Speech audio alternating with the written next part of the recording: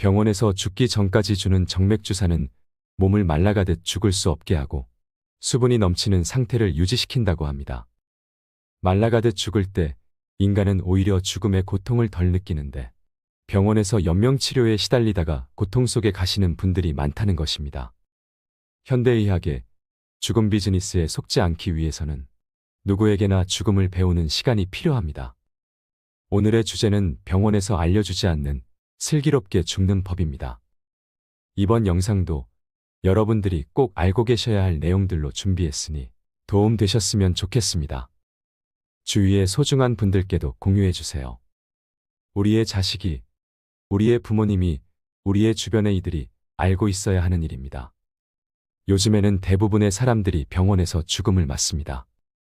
중환자실에서 홀로 쓸쓸히 죽어가는 것이 과연 최선일까요? 환자가 집을 떠나 병원에 옮겨지는 순간 환자는 자동화된 컨베이어 벨트처럼 병원 시스템에 끌려갑니다. 병원에서는 사망 과정에 들어선 죽음도 무조건 치료의 대상이 될 뿐입니다. 입으로 음식을 삼키지 못하면 콧줄로 영양을 밀어넣고 숨을 못 쉬면 억지로 산소를 공급하지요. 수십 개의 줄을 연결해 내일 죽을 사람을 본인 뜻과는 무관하게 몇 달이고 연명시키는 일도 벌어집니다. 이 과정에서 탈인간화는 덤이고 돌봄도 덩달아 외주화됩니다.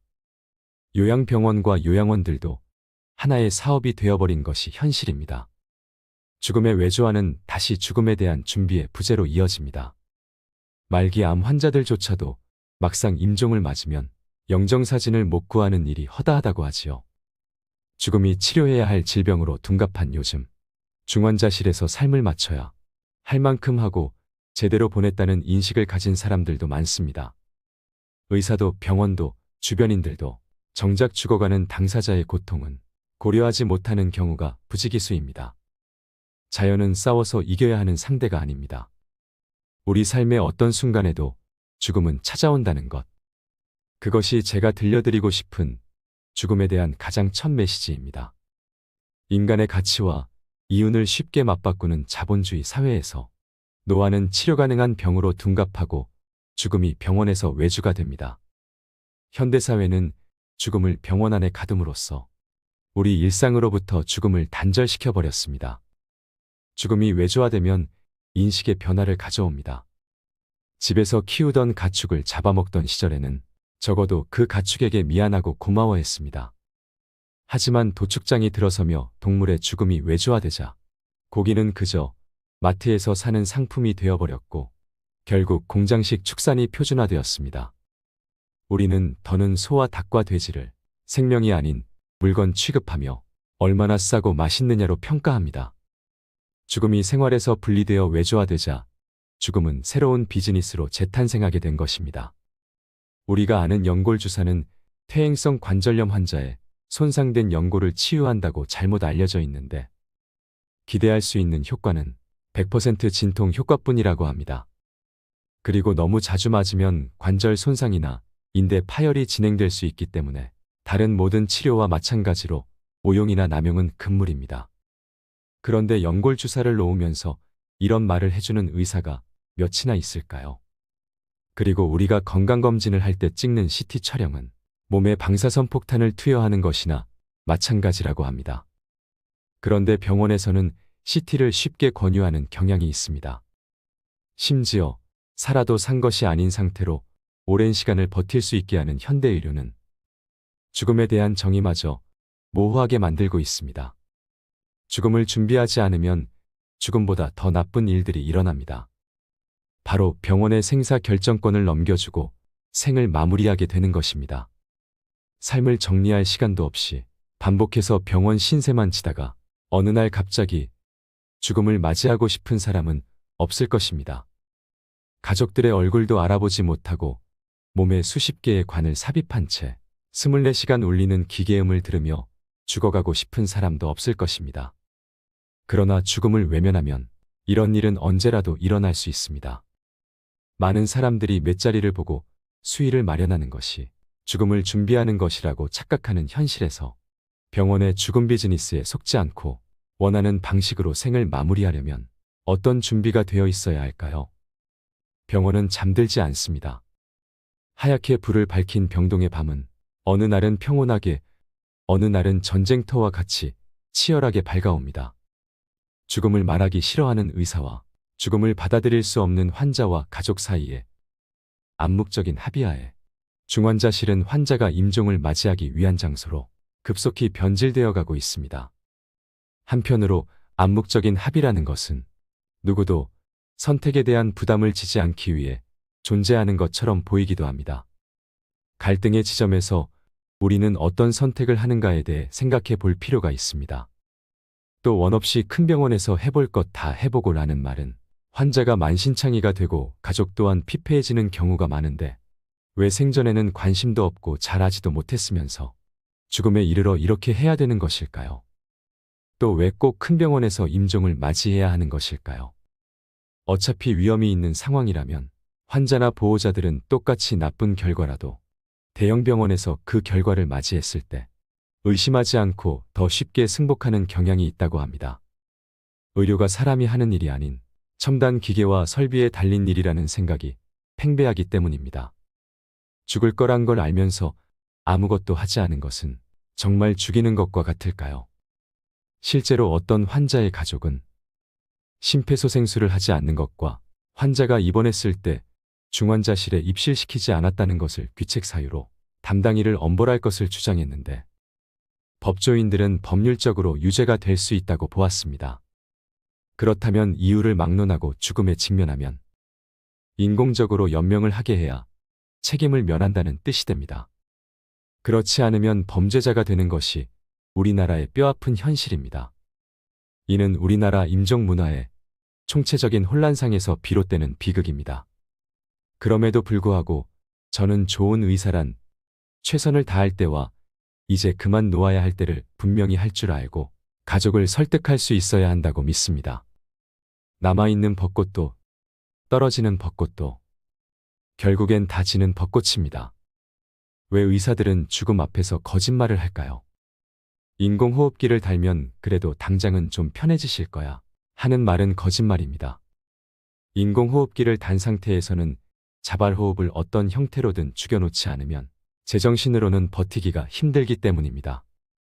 여러분, 한번 생각해 보세요. 자연스러운 호흡 리듬에 반하여 기계가 규칙적으로, 그것도 가슴이 터져나갈 듯한 압력으로 강하게 공기를 불어넣는 것이 어떻게 편할 수 있을까요? 인공호흡기를 견뎌내기 위해서는 결국 자발적인 호흡 중추까지 마비되도록 진정제를 투여해서 환자를 깊은 무의식으로 떨어뜨리는 방법밖에는 없습니다.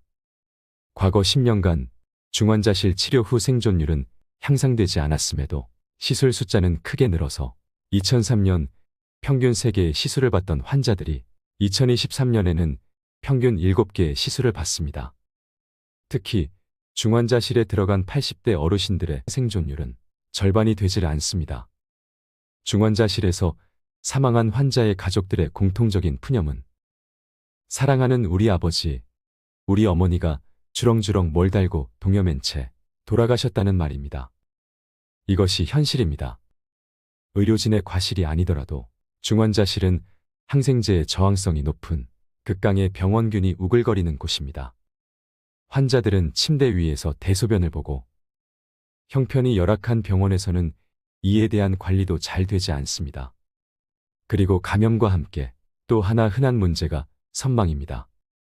인공호흡기를 단 환자의 60에서 80%가 선망을 경험하는데 쉽게 말해 정신줄을 놓는다고 이해하면 됩니다. 환자나 가족들에게 이것은 생지옥이나 마찬가지입니다. 좋은 죽음이란 무엇일까요? 죽음에 임했을 때도 존엄성과 사생활을 보호받을 수 있어야 합니다. 그리고 죽을 장소를 내가 선택할 수 있어야 합니다. 마지막으로 임종 시 함께할 사람을 선택할 수 있어야 합니다. 그렇게 언제 떠날지 예상하고 작별의 시간을 가지는 것입니다. 저는 생명 유지 장치를 쓸 것인지 사전에 결정하고 그 결정을 존중받아야 하며 무의미한 생명 연장을 하지 않는 것이 좋은 죽음이라고 생각합니다. 혹시 이런 생각해 보신 적 있으신가요? 내가 만약 말기암 선고를 받는다면 혹은 시한부 인생 선고를 받는다면 몸이 쇠할대로 쇠해져서 스스로 팔다리도 못 움직이고 밥도 누가 도와줘야 먹어야 하면 어떻게 하실 건가요? 아마도 주변에서 이런 소리를 하면 쓸데없는 소리를 한다며 면박을 받기 십상일 것입니다. 어느 순간부터 우리 일상 속에서 죽음이 사라지기 시작했습니다. 아마도 그때부터 우리는 죽음을 일상에서는 없는 일처럼 생각하기 시작했는지도 모르겠습니다. 사회는 죽음에 대해 이야기하기보다는 현대의학의 발달로 인간이 얼마나 오래 살 수 있게 되었는지, 예전 같았으면 돌아가셨을 상황에서 얼마나 극적으로 생명을 건질 수 있는지에만 초점을 맞추고 있습니다. 그러다 보니 사람들은 점점 죽음을 준비하지 못하게 됩니다. 부모님이 돌아가실 때가 되었다는 것도 인지하지 못하고 그저 막연하게 이러다가 나빠지면 병원에 모시고 가면 방법이 있겠지, 이렇게 생각하는 것입니다. 의사들의 사망진단서에는 더 이상 노안이 사망 원인으로 등장하지 않습니다. 필립 노스의 아버지의 유산이라는 책에 보면 이런 글귀가 있습니다. 엄마, 이렇게 쇠약해진 상태에서 병원의 돌봄을 받는다는 건 결국 포박과 학대를 견뎌야 하는 걸 의미해요. 그게 싫으면 병원에 오지 말고 집에 계셔야 하는 거지요.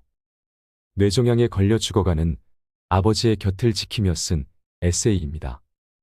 병원에서는 죽음을 치료하지 못합니다. 다만 죽음의 모습만이 바뀝니다. 한국인 100명 중에 80명은 병원에서 사망합니다. 객사하는 것입니다. 문제가 되는 것은 사람들에게 임종 희망 장소를 물으면 대부분은 가정이라고 말씀한다는 것입니다. 그러나 현실은 그렇지 않죠. 또 우리나라는 다른 선진국들에 비해서 병원에서 죽음을 맞는 비율이 유난히 높습니다. 연구에 따르면 병원이나 중환자실에서 사망하는 경우 삶의 질이나 신체적인 편안함, 심리적 안녕 같은 다양한 측면에서 가정사망보다 좋지 않다고 합니다. 그리고 이러한 죽음은 남겨진 가족들에게도 문제입니다. 우리는 사랑하는 가족이 죽고 나면 굉장히 큰 스트레스를 받게 됩니다. 심할 때에는 외상후 스트레스 장애가 발생하는데, 이러한 외상후 스트레스 장애는 가족이 병원 중환자실에서 사망하는 경우가 집에서 사망하는 경우보다 무려 5배나 높습니다. 애도의 기간이 너무나 길어지고 그 과정에서 남겨진 가족들의 정신적인 문제가 생기는 것입니다. 이렇게 여러 가지 지표들이 환자 본인에게나 남겨진 가족에게나 집에서의 사망이 더 낫다는 것을 보여주고 있는데, 왜 우리는 이렇게 죽게 되었을까요? 우리가 태어나서 살다가 어느 시점이 되면 병이 찾아오기 시작을 합니다. 그리고 그 병이 누적이 되고 노화가 진행이 되면 결국은 사망을 피할 수가 없게 됩니다. 그런데 현대의학이 도입이 된 다음부터는 병치레를 하더라도 사망까지 기간이 굉장히 길어집니다. 그럼에도 불구하고 노화와 병치레의 누적을 피할 수는 없게 되면 이제 연명치료가 개입을 합니다. 그렇게 굉장히 오랫동안 죽고 싶어도 죽지 못한 채 살아가게 되는 것입니다. 이런 분들의 안타까운 사연은 수도 없이 많습니다. 어떤 분은 수술 후 의식을 완전히 되찾지 못하신 채 7년을 요양병원에서 영양공급줄과 소변줄을 달고 계시다가 돌아가셨다고 하는데요. 문병을 갈 때마다 고통스러워 보이셔서 가족들 모두가 참담했다고 합니다. 오히려 영면하셨을 때 그 얼굴이 더 편안해 보였다고 합니다. 또 어떤 분은 넘어지며 머리를 다치셔서 오랫동안 식물인간 상태로 중환자실에 계시다가 돌아가셨는데, 중환자실 병상 위에서 평생 쪽졌던 할머니의 긴 머리카락이 짧게 잘린 것을 본 손자는 아직도 그 장면이 마음 아픈 기억으로 남아있다고 합니다. 죽음이나 노화는 정말 의료적 처치로 되돌려야 하는 질병일까요? 먼저 현대의학에서 말하는 사망의 3단계가 있습니다.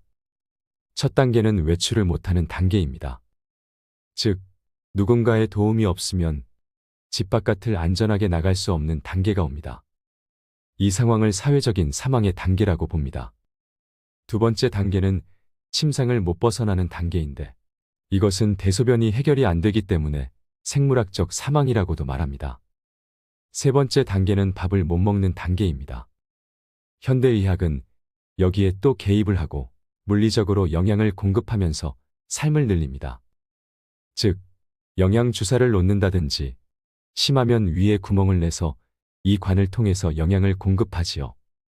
노안으로 천명을 다해 죽는 것은 정말 이룰 수 없는 꿈이 되어버린 걸까요? 슬기롭게 죽음을 준비하는 3가지 방법을 말씀드리겠습니다. 첫 번째는 재산 정리입니다. 의외로 굉장히 많은 어르신들이 이것을 공부하지 않으십니다. 상속이나 세법이 복잡하기도 하고 재산도 많지 않은데 나 죽은 다음에 자식들이 알아서 하겠지 하는 것입니다. 그 결과로 유류분 소송이 계속 늘어나고 있는 것입니다. 미국인들은 굉장히 젊은 나이에 유언장을 쓴다고 합니다. 아주 적은 금액이라도 내 재산이라고 할 것이 생겼을 때, 그리고 내가 죽었을 때, 내 뒤에 남겨진 사람이 있을 때면 미리 써두는 것입니다. 어떤 유언을 남길지 생각해 보시고 직접 써서 미리 간직해 두시는 것도 굉장히 중요한 부분이라고 생각합니다. 그렇게 내 삶을 돌이켜보는 시간을 가지시길 바랍니다. 두 번째는 사전연명 의료의향서 작성이 끝이 아니라는 것을 아는 것입니다. 사전연명 의료의향서는 최소한입니다. 만약 내가 사고를 당해서 뇌사 상태가 되거나 할 때 회복 가능성이 없는데 연명 치료를 중단하기에 조금 더 용이한 절차적인 문제입니다. 그러나 몸 상태가 서서히 나빠지는 노안의 경우에는 사전 연명 의료 의향서가 의미가 없는 경우가 많습니다. 요즘 우리 사회에서 점점 웰다잉에 대한 관심이 높아지고 논의가 이루어지고 있습니다. 그래서 사전 연명 의료 의향서를 쓰시는 분들도 많죠. 그런데 우리나라에서 사전 연명 의료 의향서를 작성했던 33만여 명 중 뜻에 따라 생을 마감한 경우는 725명에 불과했다는 사실을 아시나요? 2023년 현재 기준 180만 명이 사전 연명 의료 의향서를 작성했지만 이 중에서 본인의 뜻에 따라 죽음을 맞이하는 사람은 몇 명이나 될까요? 이 서류 하단에 있는 유의사항을 보면 여기에 기록된 이 결정은 담당 의사와 해당 분야의 전문의 1명 모두가 작성자가 임종 과정에 있는 환자라고 판단하는 경우에만 할 수 있다라고 되어 있습니다. 그런데 임종 과정에 있는 환자라고 판단해주는 의사가 잘 없습니다. 큰 대학병원의 응급실에 가보십시오. 분명히 돌아가실 환자인데 누구도 이분이 임종이라고 말하지 않습니다. 폐렴입니다. 신장이 나쁩니다. 탈수입니다. 이렇게 얘기하지 누구도 임종이라고 얘기를 하지 않습니다. 왜냐하면 바로 그 순간에 있는 문제들만 해결하면 된다고 생각하는 의사들이 많기 때문입니다. 그래서 누구도 이제 그만 이라고 말하는 사람이 없습니다. 의사는 병원에 온 환자의 생명을 살릴 의무가 있기에 모든 수단을 동원합니다. 폐가 기능을 상실하면 인공호흡기를 부착하고 심장이 기능을 못하면 에크모를 연결합니다. 그리고 임종을 앞둔 환자는 중환자실에서 신체의 기능을 확인하고 대신하는 온갖 줄을 주렁주렁 매달고 누워 있습니다. 그리고 시간이 지나면서 신체의 기능은 서서히 저하되고 그렇게 죽음에 이르게 됩니다. 일단 인공호흡기나 에크모를 연결하면 보호자의 요구에도 뗄 수 없다고 하니 남아있는 가족들의 경제적인 부담도 증가하고 임종을 앞둔 환자도 작별 인사도 못하고 의식도 없이 죽어가는 일이 지금 이 순간에도 계속 이루어지고 있습니다. 가장 평화로운 임종은 불안함에서 벗어날 것, 혼자서 임종하지 않을 것, 아이들과 함께 있을 것이라는 3가지 조건이 충족되는 것이라고 합니다. 이 3가지는 모두 병원, 특히 중환자실 임종에서는 지켜지기 어려운 조건입니다. 양심의사들은 입을 모아 얘기합니다. 임종 전 마지막 2, 3개월을 가족들과 생을 마무리하는 시간으로 보내기보다 중환자실에서 보내는 관행이 그 가족들을 불행하게 만들고 있다고 말이죠. 환자의 손가락 2마디가 썩어 들어가고 있는데도 주치의는 승합제를 올리고 심폐소생술을 하여 몇 시간의 생명을 연장하는 것이 지금 현대의료 시스템의 현실입니다. 그래서 노안으로 정말 기력이 쇠해지고 이제 나도 죽음을 받아들여야 한다 생각하시면 병원 치료를 받지 않겠다는 걸 모두에게 분명히 밝히셔야 합니다. 서양에서는 요즘 영양 공급과 항암 치료, 심지어는 혈액 투석까지도 연명 치료의 범주에 속한다고 봅니다. 이것을 결정하고 책임을 지울 사람은 바로 자신밖에 없습니다. 누구도 이것을 대신해 결정해 줄 수가 없습니다. 3번째로 지금 이 순간 오늘을 소중히 여기십시오. 내가 내일 죽을 수도 있다고 생각하면 오늘 왜 이렇게 사람들하고 얼굴 붉혀가면서 다투고 별것 아닌 일에도 마음 상해하고 기분 나빠할 필요가 있을까라는 마음이 들지 않을까요? 세상의 모든 많은 고뇌들이 없어질 것 같습니다. 그리고 옆에 계신 분들에게 늙으면 빨리 죽어야지, 나 좀 죽게 해줘, 이런 말은 빈말로라도 하지 않으셨으면 좋겠습니다. 세상에 남겨진 이들에게 고통이 될 수 있습니다.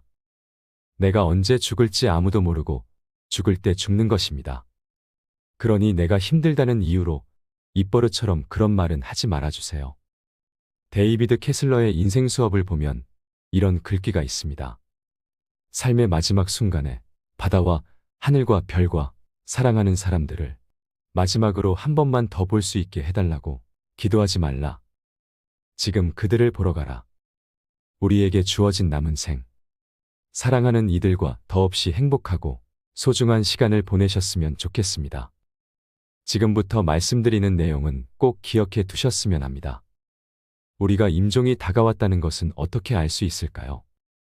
임종 일주일 전에는 의식 변화, 진정, 즉 외부 자극에 대한 반응의 저하, 수축기 혈압 감소와 구강 건조 등의 증상을 보인다고 합니다.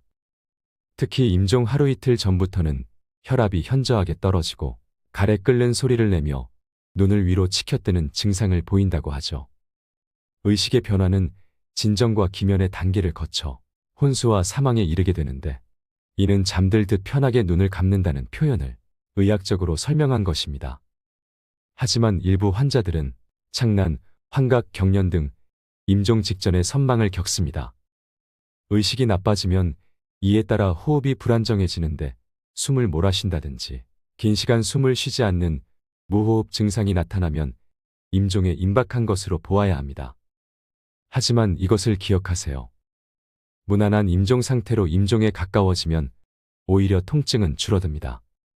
임종 환자의 가래 끓는 소리를 의학적으로 임종천명이라고 하는데요.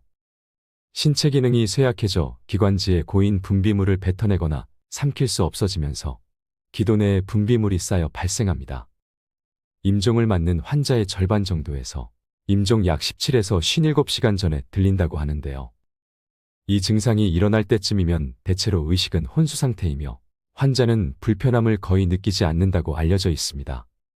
하지만 이를 지켜보는 가족들에게는 임종의 모습이 트라우마로 남아 환자가 사망한 후에도 수년간 회상될 수 있다고 합니다.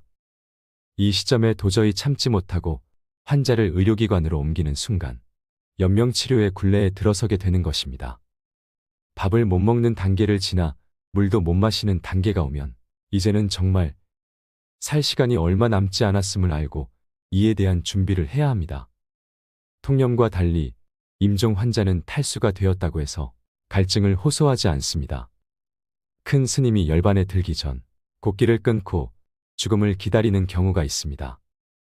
법정 스님도 그렇게 죽음을 맞이하셨다고 하는데요.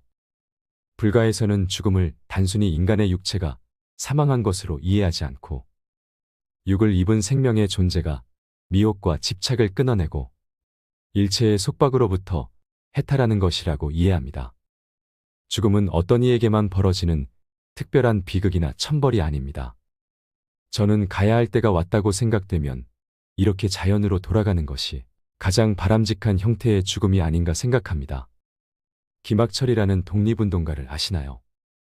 임종하시기 전에 21일간 물만 드시면서 꼬박 굶고 마지막에 관장을 하고 돌아가셨다고 하는데요.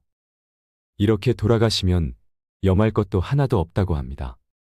마지막으로 김학철 전집에 있는 이 글귀를 들으시면서 어떤 죽음이 좋은 죽음일지 한번 생각해 보시면 좋을 것 같습니다. 노혁명가의 죽음, 은빛 호각. 내 일생을 통해 가장 경계해온 것이 남에게 쓸데없이 폐를 끼치는 일이요.